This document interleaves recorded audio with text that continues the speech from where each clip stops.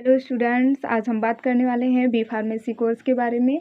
B pharmacy course होता क्या है, क्या क्या क्वालिफ़िकेशन होनी चाहिए बी फार्मा में एडमिशन लेने के लिए, और बी फार्मेसी में एडमिशन लेने के बाद हमें क्या क्या स्टडी करनी पड़ती है, कितनी फ़ीस होती है, आफ्टर बी फार्मेसी क्या क्या स्कोप हैं, हम किस किस सेक्टर में जा सकते हैं, एंड फ़ीस ड्यूरेशन कितनी होती है फार्मेसी की। ये सारी चीज़ें आज हम इस वीडियो में जानेंगे। तो सबसे पहले हम जान लेते हैं बी फार्मेसी कोर्स होता क्या है। तो फ्रेंड्स, मैं आपको बता दूं, बी फार्मेसी कोर्स एक बैचलर ऑफ फार्मेसी कोर्स होता है जो कि 4 साल का होता है, और इस 6 महीने के एक सेमेस्टर होते हैं। तो 4 साल में आपको मिलाकर कुल मिलाकर जाकर हो जाएंगे यहाँ पे 8 सेमेस्टर हो जाएंगे, और 4th ईयर ये जाकर के तैयार होता है। और अब हम बात कर लेते हैं क्वालिफ़िकेशन क्या होनी चाहिए। तो स्टूडेंट्स, जो भी आपने 10+2 में अगर आपने फिजिक्स केमिस्ट्री बायो लिया है तो आप बी फार्मेसी में एडमिशन लेने के लिए एलिजिबल हैं, और अगर अब आपने बी फार्मेसी में फिजिक्स केमिस्ट्री मैथ लिया है तब भी आप बी फार्मेसी में एडमिशन लेने के लिए एलिजिबल हैं।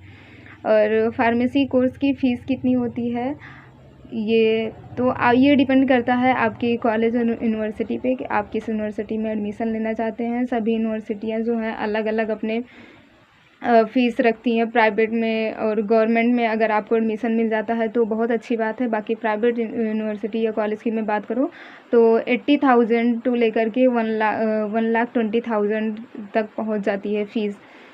ये हो गई हमारी फ़ीस ड्यूरेशन और क्वालिफ़िकेशन की बात। अब हम बात कर लेते हैं कि बी फार्मेसी में करना क्या होता है।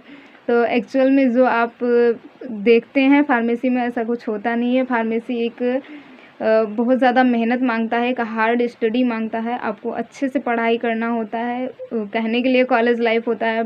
मैं खुद भी फार्मेसी सेकेंड ईयर की स्टूडेंट हूँ, तो यहाँ पे उस तरह से जो कुछ नहीं लगता, बहुत ही ज़्यादा स्टडी मांगता है। चूँकि मैं हिंदी मीडियम से पढ़ कर के आई हूँ, यूपी बोर्ड से, तो सबसे पहले इंग्लिश को समझना 6 महीने मेरे लिए बहुत बड़ी बात हो गई थी। उसको समझना, फिर अच्छे से उसमें पढ़ाई करना, ये सारा प्रोसेस होता है।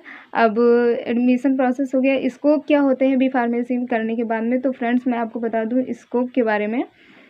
तो आप बी फार्मेसी करने के बाद एम फार्मा कर सकते हैं। एम फार्मा करने के बाद में आप टीचिंग लाइन में जा सकते हैं।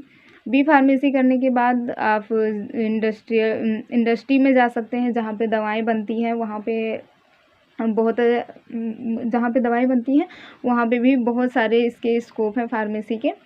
और बॉयज़ के लिए एमआर जो है हो जाता है, और गर्ल्स के लिए जहाँ तक मेरी समझ से उसके लिए स्टडी जो है बहुत अच्छा होता है। खूब हाई स्टडी करें और उसके बाद में टीचिंग लाइन उनके लिए सबसे बेटर होता है।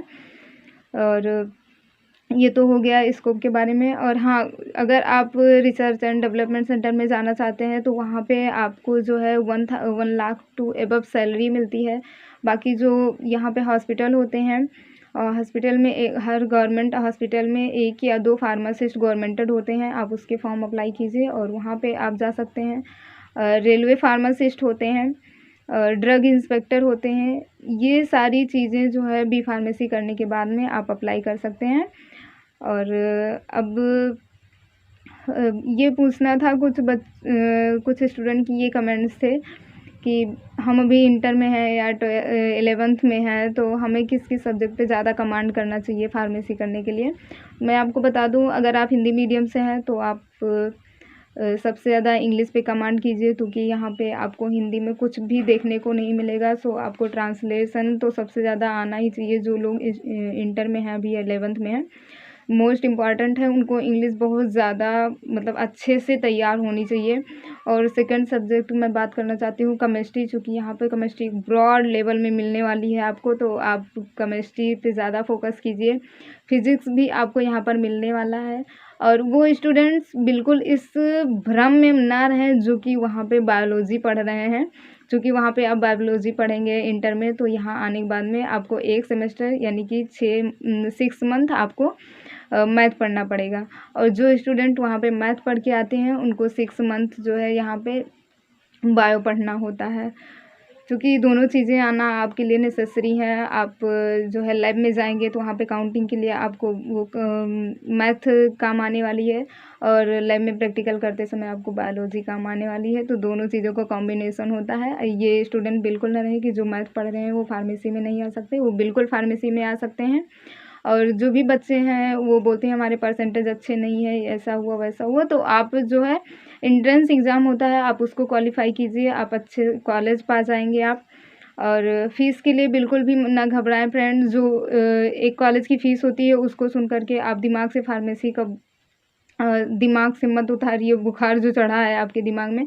आप अदर कॉलेज में जो है बात कीजिए। हर कॉलेज में अलग-अलग फ़ीस ड्यूरेशन होती है, बहुत बड़े कॉलेज पे मत जाइए। जहाँ भी जाएँगे आपको मेहनत करनी पड़ेगी, अपनी मेहनत से ही आपको आगे बढ़ना है। ठीक है फ्रेंड? तो ये थी आज के जो भी हमें लगा हमने उस पे बात किया। अगर इससे अलावा भी आपको कुछ पूछना है तो आप कमेंट सेक्शन में पूछ सकते हैं। Thank you so much.